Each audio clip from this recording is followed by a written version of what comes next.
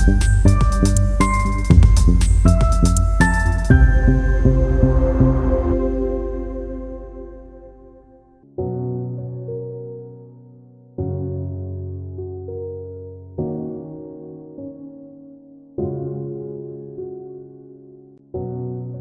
Sobat Film, ini adalah episode keempat dari series Taxi Driver Season 2. Selamat menonton, semoga dunia film bisa mengantar kamu menuju dunia mimpi.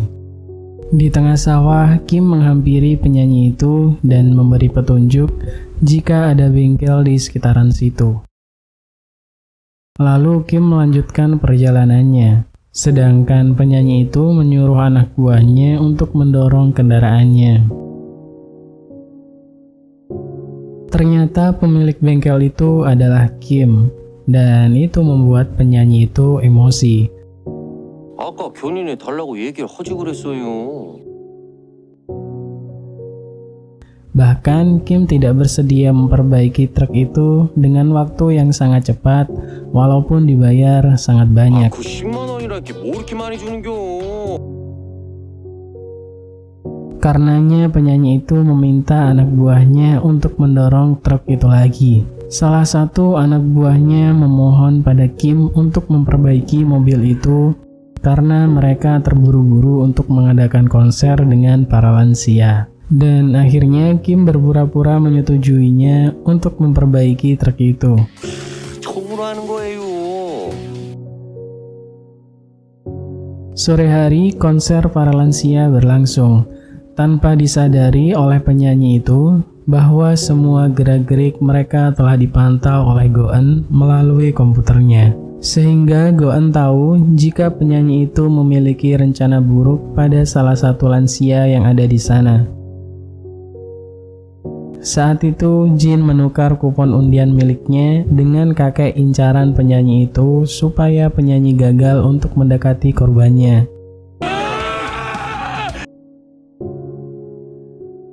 Karena sasarannya meleset, maka penyanyi itu mengadakan undian kedua. Ketika istirahat, penyanyi itu mendekati nenek yang akan ia jadikan target kedua. Dan itu telah diketahui oleh Go-eun, sehingga Gu menukar kupon miliknya dengan si nenek, supaya rencana penyanyi itu gagal lagi. Dan sesuai rencana, penyanyi itu gagal lagi.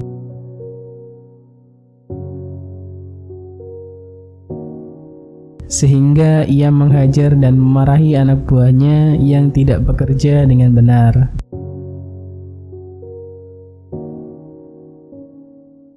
Untuk melanjutkan aksinya, penyanyi itu membantu menjual dagangan seorang kakek yang akan menjadi sasarannya. Bahkan Kim sangat takjub pada mereka yang pandai berakting. Setelah membantu berjualan, penyanyi itu memberi kakek hadiah, tapi kakek itu harus membayar asuransi dan pajak, sehingga kakek harus memberikan ATM-nya.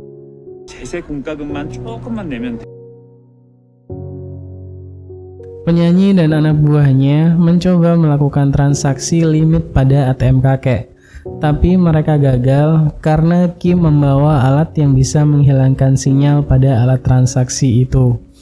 Bahkan Kim berpura-pura membeli barang penyanyi itu dan tidak sengaja menjatuhkan mesin ATM hingga rusak.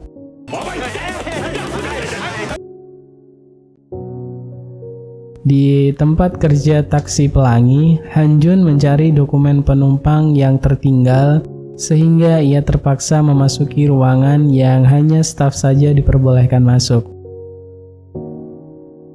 Ketika ia mencari, tiba-tiba Han Jun membuka lemari yang terdapat jalan rahasia menuju base camp. Dan tiba-tiba Pak Jang menghentikan Han Jun, lalu menyuruhnya untuk meninggalkan ruangan itu. 자기는 가서 출차 준비해.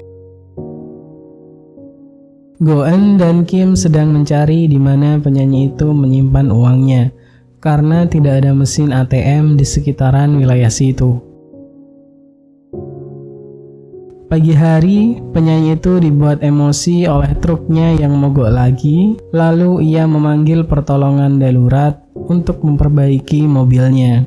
그 긴급 출동 서비스 그거 불러.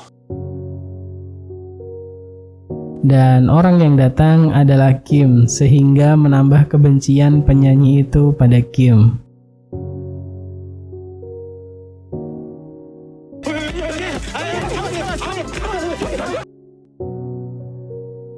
Ketika Kim menderek truk menggunakan traktornya, ia tiba-tiba berhenti untuk memberikan tumpangan pada Pak Jang yang sedang menyamar menjadi lansia.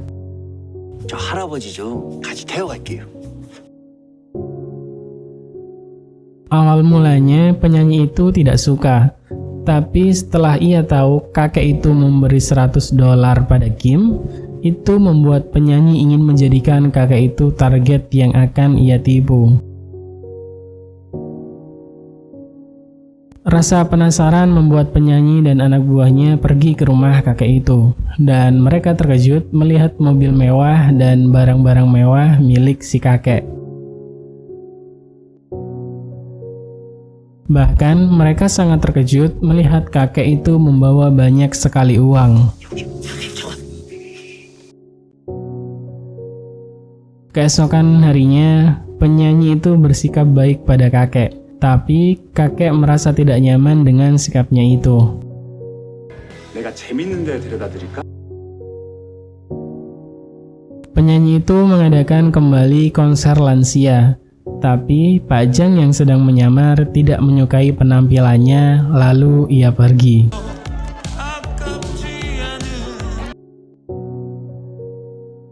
Pada malam hari, anak buah penyanyi memberitahu jika kakek itu membawa sesuatu di kebun untuk ditanam, dan mereka menganggap kakek itu memiliki harta karun. 형님 말 들어 어디 밭에다가 숨겨놓은 건 확실한 것 같아요.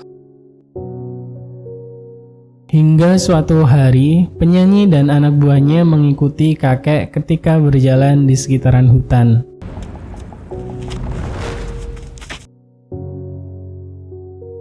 Ketika penyanyi dan anak buahnya sibuk mengikuti Pak Jang, Jin dan Gu mencari tempat ia menyimpan uangnya, tapi mereka tidak menemukan apapun di dalam rumah itu. 여기도 아무것도 없어. Tak diduga, tiba-tiba penyanyi itu meminta Kim untuk menservis truknya. Ternyata, penyanyi itu mencari informasi tentang Pak Jang yang menyamar menjadi kakek. 그 몸 불편한 할아버지 있지 왜? Lalu Kim mengatakan, jika kakek sering mengubur sesuatu di tanah, lalu ia beri tanda bendera merah. 청벌에 빨간 짝대기 몇 개 들고 가긴 하던디. Hari itu juga penyanyi dan anak buahnya menuju ladang untuk mencari bendera merah lalu menggalinya. Tapi mereka tidak menemukan apapun.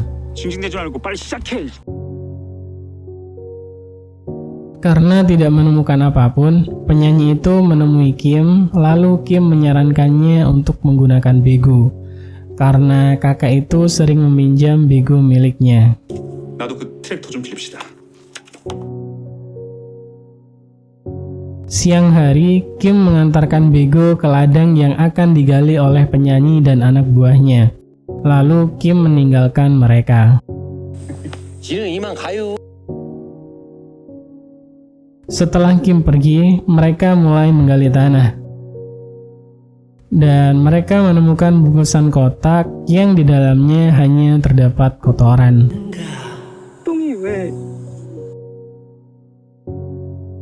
Karena tidak mendapat apa-apa, membuat penyanyi itu kehilangan kesabaran, lalu ia memutuskan untuk merawat si kakek, bahkan memantaunya setiap detik. 아 이제 우리가 돌봐드릴 테니까 걱정 마. Keesokan harinya, Pak Jang mengatakan pada Kim jika ia dibuntuti oleh penyanyi itu, bahkan ke kamar mandi pun tetap diikuti. 이 양반들 24시간 나를 쫓아다녀. Untuk melancarkan rencananya supaya membalas perbuatan si penyanyi, maka Go-eun harus menyamar menjadi penyanyi di konser lansia.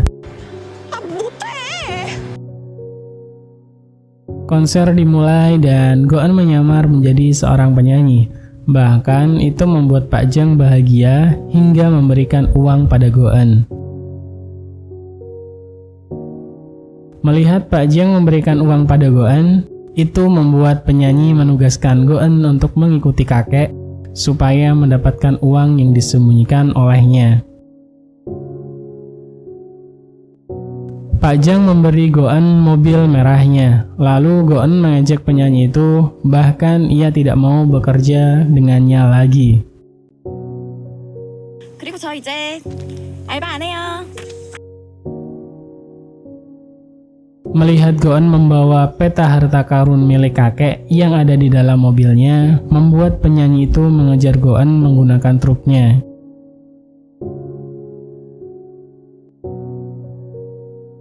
Ketika penyanyi itu mengejar Go-eun, tiba-tiba Kim datang dengan traktornya menghalangi jalan untuk mengulur waktu Go-eun menjalankan rencana yang telah disusun oleh Kim.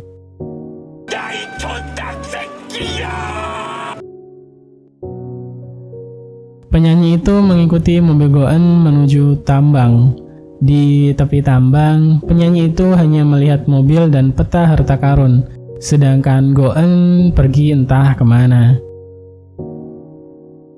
Saat penyanyi dan anak buahnya sibuk dengan peta harta karunnya, tiba-tiba truknya berjalan mundur hingga jatuh ke bawah tebing dan meledak.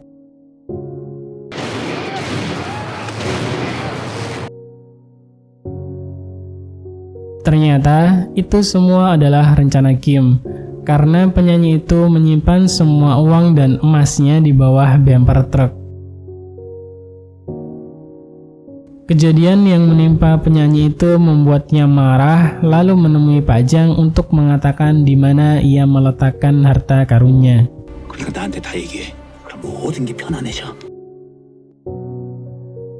Saat itu Pak Jang ada di tepi tebing yang di bawahnya terdapat lautan. Lalu Pak Jang melompat ke bawah dan itu membuat anak buah penyanyi ketakutan karena telah menewaskan seseorang.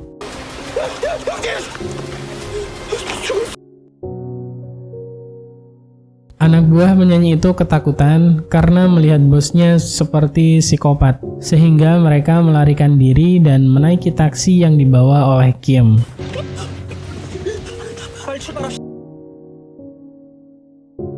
Sedangkan Pak Jang dibantu oleh Jin dan Gu di tengah laut.